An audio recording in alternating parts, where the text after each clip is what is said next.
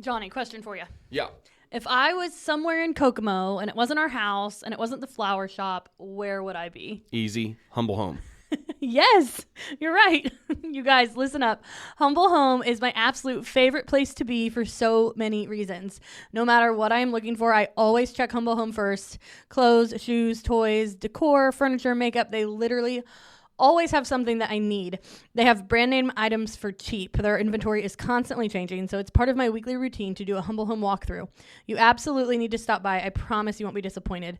While it is a discount store, it's not your average discount store. It's clean, organized, and everything has its place. I get zero anxiety when I go in, unlike other discount stores. And no matter what you're shopping for, a home project, gifts, home decor, even seasonal decor, they will have it. They are open Monday through Saturday, 10 a.m. to 8 p.m., and Sunday from noon to 5. You can follow them on Facebook at Humble Home Kokomo and watch for new items every single day. And for our Lafayette, Indiana listeners, I have exciting news. They are opening a second location in Lafayette soon. As soon as I have the details, I will let you know their opening date. Get excited. I'm Kayla Keith, and this is Missing Midwest, a true crime podcast about those that have gone missing. Today's story is about a young girl, 11 years old, and missing for the past 28 years. Someone knows something.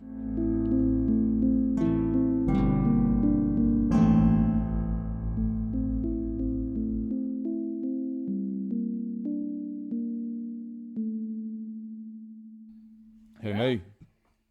Welcome back to another true crime episode of Missing Midwest. Hyped about it. I'm hyped to tell you guys, the loyal listeners, that last month in September, we broke our record for most downloads in a month. We did. Very appreciative. Well. It has been going very well, and we've been spiking up on the podcast subscriptions. We have. Like we have more than we've ever had, and we appreciate it. So thank you guys. I think they're getting jealous of all of the good episodes that are popping up with a little lock next to them. Yeah, I get it. You get access to every single one of them. $5 and those locks disappear, okay? And you can join us every Friday. Yeah. And you got 50 episodes to backlog. Yeah, you're going to be busy for a while if you try to listen to all 50 episodes. Hey, listen, fall break's coming. Speaking of fall break, hope you guys enjoyed that little bonus you got Thursday. Yes. Little spooky story. We did. We were like, Johnny's always loved to write. And so those are actually written by him. And so he just wrote some spooky. He wrote a short story once, and I was like, that was creepy. And it just sat there, and he never did anything with it. And I was like, we should, like, they're not true crime because they're completely fake, y'all. Like, don't get worried. These are not based on anything. I just, my sick mind just cooks him right up. He's obviously needs, therapy or something. But, so we're just going to read them. We might have a couple guest readers come in and read them. Possibly. We just thought it would be fun. Some extra spooky content for you. So every Thursday in October, Thursday Thrills. Yep. And the last one will be on Halloween. Yeah, we did. That's pretty fun. Yeah, see what we did there? Yeah. Thursday Thrills. There's 5 Thursdays in October. I know. I was like, you only have to write 4 stories. And then I was like, we are going to release it obviously on whatever day Halloween is. And I was like, Thursday, Thrills, Thursday. And then I was like, and that makes 5. So I'm in. I'm here for it. 5 I'm not even worried about it. Announcements? Long sleeve tea weather right here. We have merch. If you're listening to this the morning it comes out, we are chilling at the Jefferson House of Flowers for the fall market. One of my favorite days of the year. Love it. Yep. Absolutely love it. It is the best day from 9 to 3 on Saturday, October 5th. Tons of vendors, food, sweater weather. Sweater weather. So come out and see us if you're bored. As we're recording this, weather's still looking good. It's looking fantastic. Perfect. Our candles are inside the shop. True. Whole House Candle Co. I'm going to put some stickers out. Okay. I literally am going to they're out. Actually, okay. I put them out today. Look at you go. So they're already there. So if you're listening to this, there are stickers beside our candles that you can snag. I should put a sign. Well, our listeners will know. You can take them. No one's going to be like, you're stealing a sticker. Yeah, no, for sure. We'll tell the squad, like, they're taking a story like we've allowed it. I went to a garage sale, and the lady, I got out with the boys, and she was like, I love Missing Midwest. And I was like, oh my gosh. Shout out. So that was awesome. What else? Anything else? Oh, we had a lady, she sent us the fan mail. So when you log in and when you're like listening at wherever you listen to your podcast, I think it says like send us a text message. It's not actually a text. We can't respond to them. Right. And That's so true. she was a subscriber. And it doesn't give us like your email either. It just says like literally fan just mail. says fan mail and your first name. And so we don't know who it was. But she was like, I want stickers. And so she gave me her address. So I'm going to send you some stickers. But we, like, as for subscribers, like, we don't. Yeah, if you're a subscriber, we don't know your address. We want to send you stickers. Yeah, I want to. But you need to email Missing Midwest. I mean, if you aren't a subscriber and you email me your address, like, I might send you some. There's a strong possibility. Strong possibility. Just so you guys know, it is missingmidwestpodcast@gmail.com is our full Gmail. So if you want to send us your email or your address so we can send you the stickers, it's missingmidwestpodcast@gmail.com. Maybe if you drop your address, you might get Happy Mail. I don't know. Our subscribers definitely get Happy Mail because they pay $5 a month to listen to us. So they're our best friends. The squad. If you want to be our best friend, you should subscribe to. You can also buy a t-shirt. Okay. Anything else? Nope, I don't think so. Okay. I think we're good to go. Are you ready? Let's roll. We are going to Moline, Illinois today. Let's go. The Illinois. Yes. Back in the Midwest. Population 42,000. There's like $2 Generals, and then there's like another two in like East Moline. That's not enough Dollar Generals for 42,000. It's not. people. But this is like a really unique area, okay? So it's known as Quad Cities. And it's like these 4 towns that are 2 on each, like the Mississippi River, and there's like this weird bend in the river, and they're like all clustered right there, and it's known as like Quad Cities. And so it's like the river between Iowa and Illinois. And so you have Davenport and Bettendorf. I've been to Davenport, Iowa before. On the Iowa side, and then you have Moline and East Moline on the Illinois side. Okay. And so it's I remember seeing the river. So freaking close. Okay. I remember driving over the river and being like, "Oh, we're here. This is Davenport." Davenport's kind of a cool city, yeah. So today we are talking about the disappearance of Trudy Appleby. Okay, Trudy was 11 years old, getting ready to start 6th grade. Her dad left for work around 9 a.m. on the morning of August 21st, 1996. A couple of days before this, Trudy had asked if she could go to the river to go swimming with some friends. Now, she had been with some, like, her friend's family before to this river to swim. Her dad told her no. I don't know why. He doesn't have to give me a reason why. He said no. He's her dad. Yep, go for it. However, shortly after he left for work, a neighbor saw Trudy getting into a gray or a silver 4-door vehicle holding a swimsuit and towel. This man... he did not know who the man was, but he said he was white, approximately 20-ish years old, and he had curly brown hair. When her dad got home from work later that night, she was not home, and he immediately knew something was wrong, and he called the police and reported her missing. Now, I know that you're not going to be shocked to hear, but the police initially were like, "Oh, she ran away." Her family said, no, didn't happen. She would not run away. She did not leave. She just absolutely would not. But in the defense of the police, they had a witness stating that she willingly got into a vehicle. That's, that's, right off the bat, like, what else are they supposed to do with that? How old she? 11. I'm saying, like, willingly getting in a vehicle to I agree. Like, that's not like, oh, she's safe. She willingly got into a vehicle. But it doesn't scream kidnap either. I mean, I agree. It's not like immediate emergency kidnap, but it's like, okay, well, let's find out who she went with. Exactly, like, that's, yeah. Okay. I'm not putting this on the kid. Okay. That's all I'm saying. No, but I'm just saying, like, the police, like, it's so, like, cliche. Like, oh, she ran away. Like, in this case, they don't really have anything to tell them anything other than that. Okay. Okay. So her friend, she had a good friend and her neighbor, whose name was Amber. And she said that even though they were only 11 years old, she remembers Trudy telling her that she had been talking to a 20-year-old. That's not good. I almost said boy, but like man. You're a man. Yeah. Like, I'm just going to pause here and say, if you're 20 years old and you're interested in an 11-year-old, like, please leave. Seriously. Like, that's gross. Unsubscribe. Goodbye. That's gross. Do you remember our school having, like, an issue with this? Like, there was, like they literally had to make a rule when we were in school that you couldn't go to high school, like, after you turned 21. Because there were, like, these, like, how every school has just, like, some weirdos. And they would just keep failing because they had nothing else to do with their life and no aspirations. And so they would just keep failing, but then they were like hanging out with middle school girls. And so by the time you're like 18, 19, 20, like that's freaking weird. And the school was like, you can't come hang out here. They were just hanging. I don't remember that being an issue, but It's true. If it was happening, then that's an issue. It was. And it was like these people were literally just using school as like a cool place to hang out. And then they were like weird. So they were hanging out with middle school girls, and the school's like, yeah, that's you a can't problem. come back. Yeah, you're 21, like, and you have failed that many times. You ran your time. Yeah. You've overstayed your welcome. Yeah, you can't come back here because that's weird. Like, if you're a weirdo that's hanging out with people that much younger than you, like, I don't understand. Yeah, that's the nicest way I can say it too. Yeah. Like, I'm sorry. 11 and 20. That's gross. Bad, big red flag. Yeah. So they have that information to work with.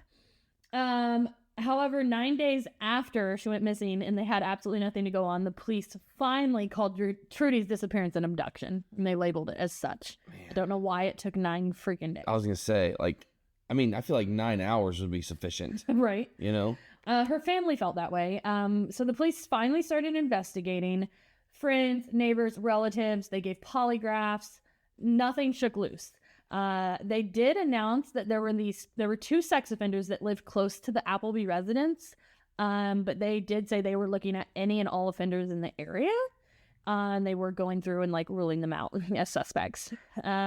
So Trudy's dad was like, okay, well, I'm going to draw as much attention as I can to this case, which something when I was researching this that I like saw more than any other case I've researched was the amount of billboards this family used. And the people from the area, like, they're like, oh, yeah, I remember that case. I remember seeing the billboards because they had, they had them everywhere. Like, the family was like, we will find respect. Her. Yeah. And so he went on the news with a psychic. He appeared on a couple different talk shows and on America's Most Wanted, like, trying to bring attention to his daughter's case. He also had every postal worker in the state of Illinois, basically, like, passing out her missing person poster flyer, which I thought was a fantastic idea. Yeah, that's seriously. A great idea. I mean, great effort. Yeah. Nothing turned up though. Nothing. 1 year after her disappearance, police revealed that they had investigated 1,200 gray vehicles in Illinois. They followed up on 600 leads, and they had interviewed over 1,300 people, and they had nothing. Man. That's like so many. Yeah. 1,300 people Seriously. in a year? How many is that a day? I mean, like 4? Like that's 3 or 4? That's a lot of people. Like that to me, when you put it in that perspective, yeah, I was like, they were working. No doubt about it. Yeah. I mean, like I said, the effort, clear effort. Did you know the Jefferson House of Flowers has been a local Kokomo florist for almost 100 years? Our trained designers make beautiful arrangements for literally any occasion. You can send flowers for any reason. Birthdays, anniversaries, get well, congratulations. The list goes on. We make flowers for funerals, weddings, proposals, and even proms. Let's be honest. Receiving flowers, whether you're at home or at your work, it makes you feel special. You get butterflies and you feel loved, and that's what sending flowers is all about, the feeling it creates. Call us at 765-452-8269 and let us create something special and send it out for you. Or you can stop in and see us at 4300 West, 100 North Kokomo. We always have a cooler full of flowers that are ready to go, as well as a boutique full of gifts. Shop local, support local, and send flowers. So a few days before the 1 year anniversary of her disappearance, an article ran in her newspaper that basically just like accused her dad of being responsible for her disappearance. Whoa. Yeah. They basically were like, yeah, you were like a druggie and you were a bad guy. And he was like, yeah, this isn't about my life 20 years ago. This is about my daughter missing right now. So that makes me mad. That makes me mad. He was not happy. Good. I mean, so 2 years on the 2 year anniversary, the family was holding a prayer vigil. So this is 1998. And investigators said during the vigil, they had made an announcement that they had new leads, but nothing happened. 6 months later, they announced that they were scaling back their search and only focusing on the Quad City area, not the state of Illinois. So that was interesting. like there had to be something that set like right. So they obviously had something. Yeah. A week before the 4th of July, there was a report by a local news station, WQAB, and they did a story, and they said they received a report from an unnamed source who, from another unnamed source, had a letter proving that Trudy was alive and living in Utah. Wait a minute. Yeah. That is out of left field here. WQAB and the police said they did not like physically see this letter. So it was literally like a man said that a woman told him that she saw it. And I'm like, why are you even reporting that? Like, that's awful. So this made the family freaking angry because that news station reported it. And like people were like, oh, thank God she's been found. She's okay. And the family's like, no, she's not. Like, we don't know where she's at. Like, that's not true. And so it like totally kind of like put a stop on the case because it was just like false news, like fake news. See, like that makes me think like we need to freaking look at this guy that's saying this. So they did, and he admitted that he heard this while he was drinking a lot, he said. That should be punishable. Right? Like So the police stated that they did not believe the letter even existed. That's what the police's like official statement was on There's no reason to believe it existed other than this freaking drunk guy coming up with that. Yeah, I don't know why this news station did that. That's kind of crappy. In 2002, investigators came to the family with some questions. They had some questions about a man named David Whipple. And David was the dad of one of Trudy's friends that she had hung out with, okay? After she went missing, like a few years after she went missing, he was arrested and convicted and sentenced to like, I think I read either 7 or 8 years for sexually abusing an 11-year-old girl. Whoa. Trudy was also 11 when she went missing. So that was sketchy. I mean, again, like, that's coincidences in the crime world, they are not welcome. So at the 10-year mark, when Trudy would have been 21 years old, the police and her dad said they believe she's dead. Her mom said she will always see her daughter as the bright, smiling 11-year-old that she had the day she went missing, and that she still has hope that she's alive. Man. Okay, so 2016, this is the 20-year mark, okay? Brenda, Trudy's mom, just a couple of weeks after the annual prayer vigil that the family holds every single year on August 21st. They just had it 2 months ago, August 21st. Brenda was crossing the street and she was like tragically killed by a drunk driver. Whoa. Yeah. And so she never got to see any result in her daughter's case. Sucks. One day after the 20-year mark, on August 2nd of 2016, well, that's not right. I just read August 21st of 2016. Sorry. One day after the 20-year mark. A Moline detective dropped a bombshell on this case, okay? He announced that they knew who took Trudy. Whoa. They knew who took her, and he's dead. Using words like no. They said that they knew who took her, and they say that the family of this man knows he took her, and that they wanted them to come forward with info, and that they were going to wait until this family came to the police with information because they knew that they knew. That's a long time to hold that to the vest. They waited a year, and nobody ever came forward. And so then why did they wait a year also? No idea.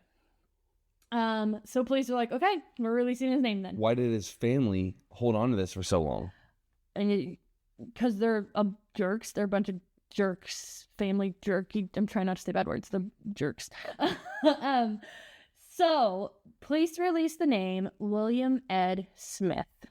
William died in 2014, but they said they had a witness who came forward after he died, and they said that they saw him with Trudy the morning that she went missing. This witness that came forward with this information was none other than one David Whipple. Do you remember David? You looked at me like I'm supposed to remember David Whipple. David Whipple is the friend's dad who is a creepy sex offender. Oh. Yeah. Okay. He's also a family friend. Gotcha. Yeah. So his father-in-law dies, and David's like, oh, by the way, I saw my father-in-law. I'm not the creep. He was. Right? Yeah. Wow. Excuse me? So he's like, I saw my father-in-law with Trudy in his car the morning that she went missing. He then goes on to say that not only did I see her in the car with him, I saw him loading life jackets into the car from his house. He lived across the street from his in-laws. And he said that Ed, or William, did I say William Ed or Ed William? William Ed. William was carrying life jackets to the car, and Trudy was sitting in the front seat, and they drove away. Later that day, William came back, but not with Trudy. David also said that in the weeks following Trudy's disappearance, William was very upset, lots of crying, lots of drinking, and he also told David, if you ever say you saw me with Trudy, I'll kill you. Whoa. So, like, are we going to really believe David here, who spent 8 years in jail for sexually molesting a small little girl, and also who is now throwing all blame on his dead father-in-law? Yeah, seems pretty convenient. Seems very convenient. So Smith's car had been scrapped, and his boat, though, both his car and his boat just disappeared right after Trudy went missing. So that is sketchy. He never admitted to having anything to do with her disappearance. David says he knows nothing more than that. That's all I know. I saw her in the car that morning with life jackets and her swimsuit, and then she wasn't there later in the afternoon. So he expected us to believe one coincidence when he first got taken into jail for the 11-year-old girl.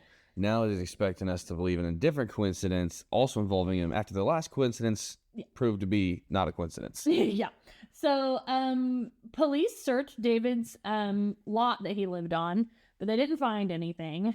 And they searched Williams. They didn't find anything. But they did say they found some items of interest, but they've never released what they were. They have specifically called out Smith's and Whipple's family, like both of them, that whole family. And they say that entire family, David, his family, and then William Ed that's dead. Yeah. They all know what happened that day. And they're just all like collectively like, so yeah, we're just not going to talk about that. That's what the police say. Just like a group of jerks. Man, family of jerks. If you're listening, like, do the right thing. Goodness. Yeah, you're a The fact that nobody in your family is willing to do the right thing, like, step up. So we'll get back to some theories in a second. But basically, in 2019, the Moline police reported that they found a large piece of evidence, though. They found William's boat. He had sold it 2 hours away. They said the new owners had nothing to do with the disappearance, but they were hopeful that they were going to find some evidence on the boat and be able to close the case. However, they have not released anything since then in 2019. That is all that we have on that case. I feel like that's a long time to be able to, find something on the boat. So they said there's something with like fiberglass of a boat that gave them hope that evidence would still be there. Interesting. I don't know. I'm assuming it only makes sense to go look at the boat, but traces of blood. Like the whole thing, like that Dexter does, where he like sprays and sees like, oh, there was blood here. That lasts that long? That's TV, so I don't know. That's what I'm saying. Like I don't know. So the theories. So a lot of people are like not buying the family theory because like that's a lot of people to keep a secret like that. And also, like, when that dude went to freaking jail the first time, but, like, I feel like people have been like, oh, yeah, guess what else did? You know? Yeah, but, like, the police seem to think there's, like, a group of people that know what's happening here. But, like, here's what I think happened. This is my theory, and this is, like, the theory of pretty much everyone on Reddit and the internet. I think David was driving the car that day. Also, they said he looked 20. Like, he would be way younger looking than his father-in-law. True. I think he told her that she had been swimming at the river with him and his family before. Yeah. He was friends with his daughter. Yeah. So he probably told her they were all going swimming, and when he showed up to pick her up... That would have been easy. That's so easy. Yeah. Like, oh, whatever his daughter's name was, like, she's at home waiting on us. I just came over to pick you up. Like, that would not be a red... Like, if my friends, when I was younger, like, if like Emily's dad would have came... He did. He came and picked me up all the time. Like, that wouldn't have been a big deal at all for me. Yeah. Opportunity definitely was there. Like, if that's the case, definitely he planned it because she asked her dad if she could go swimming that day days before. Man. So like he had to plan this like fake family swimming trip so he could have access to his daughter's friend. That's gross. I think that's exactly what happened. I think she got in the car willingly because she knew who he was, and then he took her and he killed her. And then he got convicted doing the same thing to a different little girl years later. But he didn't kill that girl, right? No. And then I think he did not kill that girl. But then I think he blamed his father-in-law after he died. Man, that's convenient. Like I said, there's Like too many the coincidences. witness, okay, this witness that came forward, the only witness in the case Is a suspect. is literally the guy that molested girls. Yeah. So like, why are we believing him? Yeah. I don't think they typically put too much stock in person of interest. Yeah, but after it happened, like when this witness came forward, that was like the big break in the case. And they're like, okay, so they're like looking at this family. Yeah. So basically they're like, someone in this family knows something. Yeah. Someone knows something. Literally someone knows something. So if you know anything about Trudy's disappearance, how about you stop being a total piece of garbage if you are part of that family? And you can call the Moline Police Department at 1-309-797-0407. They believe that they're going to break the case because they said that secrets don't stay secrets. And so they said somebody's going to break one day. Man. So, I don't know. Bo Digital is the secret ingredient you need for success in marketing your small business. From logos and flyers to social media and videos, Bo Digital can create the marketing you need to set yourself apart. Oh, and they build websites too. Not only do they help my small business, but did you know that they help many others around Kokomo too, including Solidarity Community Credit Union, the Lindy Owsley and Chanel Cahill Real Estate Team, Hope Behavioral Services, and even the Kokomo Symphony. Let Bo build a custom plan for you today. Learn more at bowdigital.com. That's BOWE digital.com.